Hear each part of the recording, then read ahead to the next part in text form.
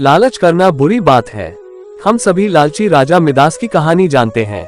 उसके पास सोने की कमी नहीं थी, लेकिन सोना जितना बढ़ता वह और अधिक सोना चाहता। उसने सोने को खजाने में जम कर लिया था और हर रोज उसे गिना करता था।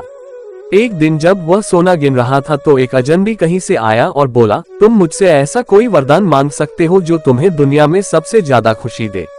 राजा खुश हुआ और उसने कहा, मैं चाहता हूँ कि जिस चीज को छूऊं वह सोना बन जाए। अजनबी ने राजा से पूछा, क्या तुम सचमुच यही चाहते हो? राजा ने कहा, हाँ। तो अजनबी बोला, कल सूरज की पहली किरण के साथ ही तुम्हें किसी चीज को छूकर सोना बना देने की ताकत मिल जाएगी।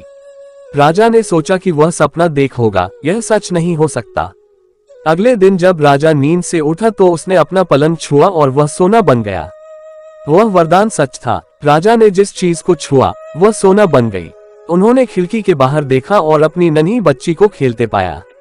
उसने अपनी बिटिया को यह अजूबा दिखाना चाहा और सोचा कि वह खुश होगी, लेकिन बगीचे में जाने से पहले उसने एक किताब पढ़ने की सोची। उसने जैसे ही उसे छुआ वह सोने की बन गई। वह किताब को पढ़ न सका। फिर वह नाश्ता करने बैठा। जैसे ही उसने फलों और पानी के गिलास को छुआ वे भी सोने के बन गए। उसकी भूख बढ़ने लगी और वह खुद से बोला, मैं सोने को खा और पी नहीं सकता। ठीक उसी समय उसकी बेटी दौड़ती हुई वहां आई और उसने उसे बाहों में भर लिया। वह सोने की मूर्ति बन गई।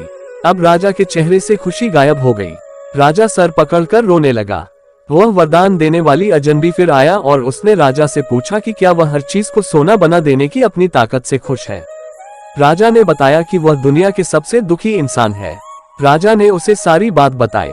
अजनबी ने पूछा, अब तुम क्या पसंद करोगे, अपना भोजन और प्यारी बिटिया या सोने के ढेर और बिटिया की सोने की मूर्ति?